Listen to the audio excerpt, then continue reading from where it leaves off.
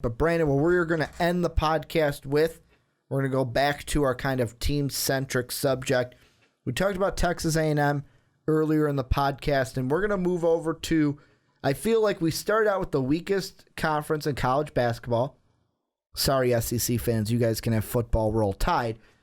Now we're going to go to the strongest conference in college basketball, which is the Big Ten. We talked about Indiana last week. Indiana, an amazing team this year.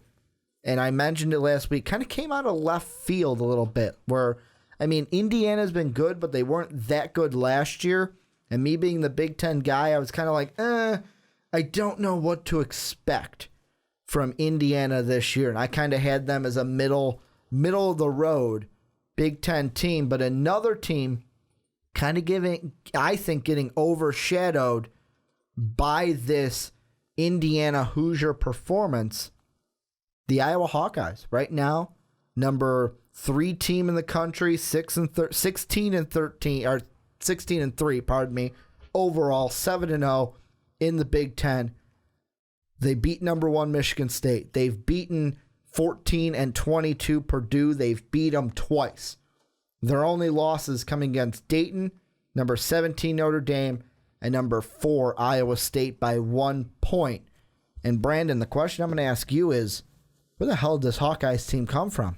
Yeah, exactly. That's what we were saying during college football season when we're like, holy crap, they went a quiet 12-0.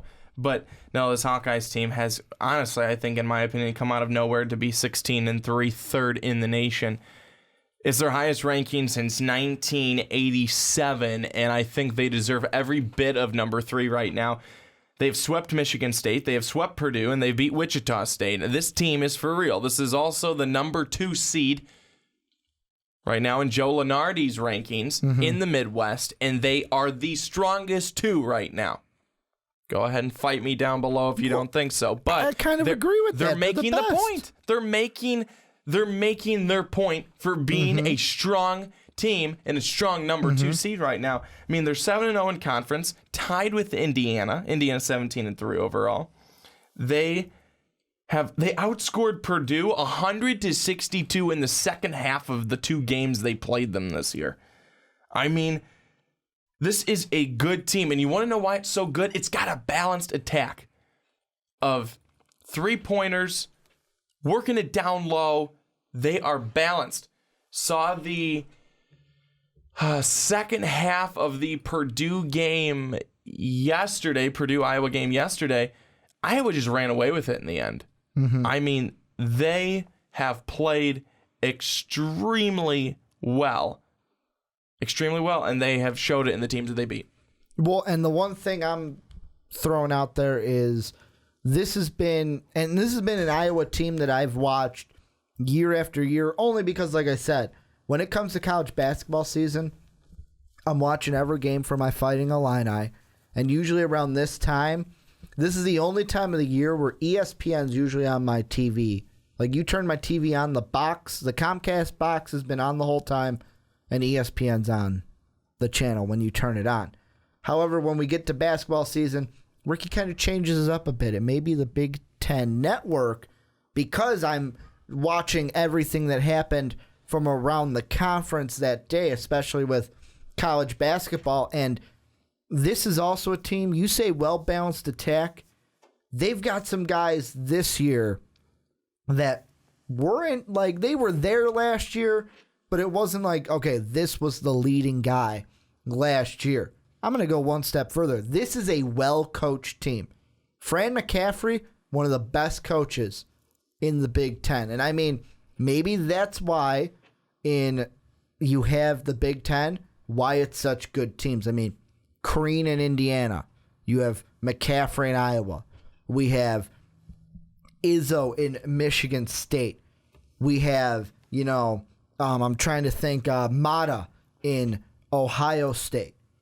These are some good coached teams, and McCaffrey's got his boys playing the best basketball that I have seen them playing. And Brandon, I'm going to take your little stat about the wins and losses, and I'm going to take it one step further. All 3 of their losses this year have been top 50 RPI ranking. We have Dayton has an RPI, that loss RPI of 10. Notre Dame 33. Iowa State RPI of 13, according to ESPN.com. Then they have 7 of their 16 wins, top 50 RPI. Just to kind of compare that a little bit, Texas A&M, who we talked about earlier in the podcast, 1 RPI loss in the top 50, which was 49 to Arizona State. And then their other loss, top 100 RPI, 55 to Syracuse. So that means all 3 of Iowa's losses are ranked higher in the RPI than both of Texas A&M's losses. And the highest RPI win for Texas this year, 14 against Texas. This is where Texas A&M has them beat right now, because the top RPI loss, according to the daily RPI ESPN sheet, is 28, and that's Purdue.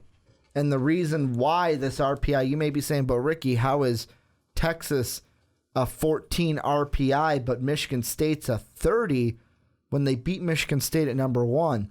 This is the thing where we've talked about in football, basketball.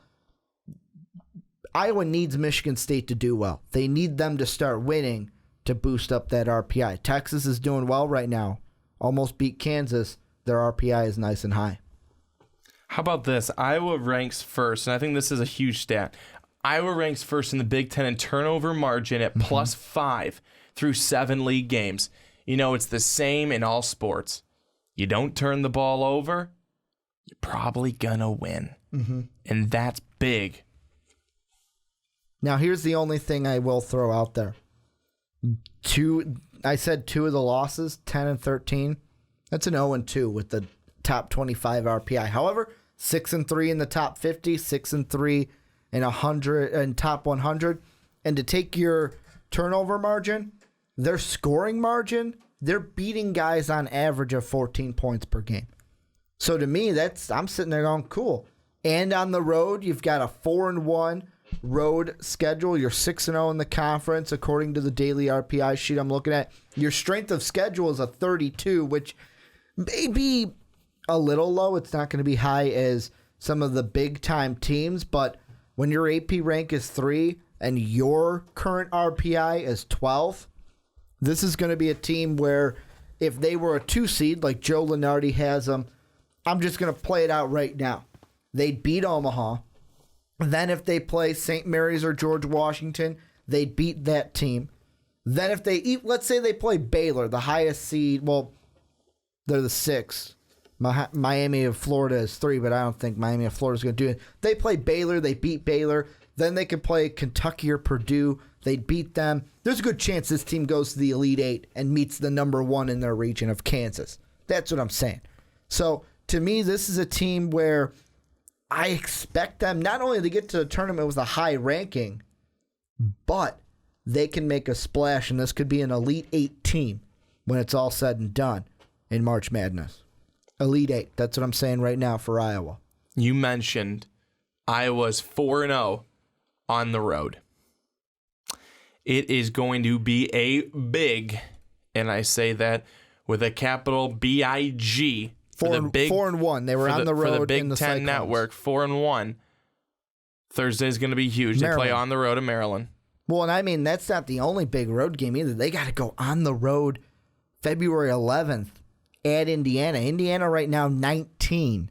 So, I mean, they could be higher up the way Indiana's playing. And that's one guy. That's another guy we didn't mention in our best players, because to me, he doesn't hit the top 5 this year, but Melo Trimble, he's been a stud in the Big Ten, especially for Maryland. And then in Indiana, they got a kid in Yogi Ferrell, another just upperclassman who is stuck with the team.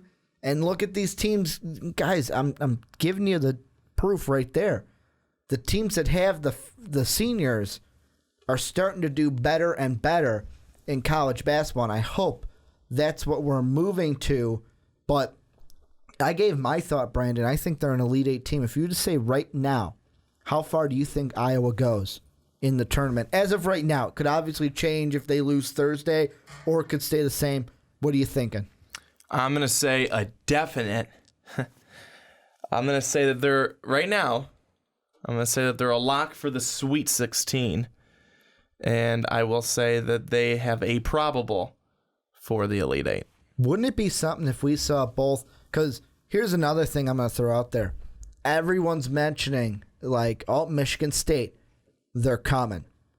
Because let's be honest, Michigan State's kind of fallen off this year a little bit, only because of injury. I mean, Denzel Valentine missed most of the season with his injury. There's a lot of people saying, hey, the Sparty is coming. Sparty's coming and going to make a tournament run. To me, I'm going to throw out there, I'm going to throw Michigan State in there, who's 4-4. And like I said, they've fallen.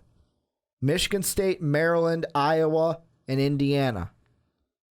Who's your pick to win, not the regular season title, but who will win come Big Ten conference tournament? Indiana, Iowa, Maryland, or Michigan State? Which one of those four would you pick to win the conference tournament? I'd pick Iowa. See, I'd go Indiana right now. I would pick Iowa. Yeah, Indiana to me has looked like they're just unstoppable, and I think I know last week I said Michigan State, you do know that Indiana, they're both 7-0 in the conference. They are, and I was going to get to that where I know last week I said Indiana and Michigan State is going to be the final. However, guys, I'm changing it. I'm rooting for an Indiana Iowa. I would love to see an Indiana versus Iowa. Just final matchup in the conference tournament. Winner get all on the line. Winner gets the 2 seed. Loser gets knocked back. Who's going to go ahead and up their seeding? Oh, I can't wait. And I know these teams play twice this season before it is all said and done. But Brandon, before I go ahead and do my entire spiel to sign this podcast off, is there anything we missed? I don't think so. Not for this one. This just has me even more excited for the games this week. We actually have a good game going on right now, 35-30, Miami over Duke. Yeah, and that's one that when this podcast is officially that game will be over already. And you'll be saying, well, Brandon, it didn't end up being a good game. But yeah, and one of the announcements I have to say, I've got 2 of them before I sign off. Make sure to check Most Valuable Podcast. By the time this podcast is up, I will have my first bracketology for the year. I had to get done with football first, but I'll have my first bracketology kind of bracket up there so you can see where I am ranking all of these teams and who would I put in the March Madness tournament as of right now in the college basketball season. Also next week, football fans, if you love college football, you know someone who loves college football, make them tune in next week. We're going to be previewing a little bit of National Signing Day that's going on next Wednesday. So that'll be on the docket for the podcast next week. I want to thank you guys for checking out this podcast, as you always do. We appreciate you tuning in and listening. You can follow me on Twitter at Ricky Widmer. Brandon is at young_Swan19. Most Valuable Podcast is at Most Valuable Pod. Go ahead and check out mostvaluablepodcast.com, your one-stop shop for everything MVP. If it's videos, podcasts, articles, it's all right there on mostvaluablepodcast.com. I want to thank you guys yet again for tuning in and listening to us talk a little bit of college basketball. But as always, have a good day, everybody. Thank you for listening to this MVP podcast. Follow us on Twitter at Most Valuable Pod for more great podcasts.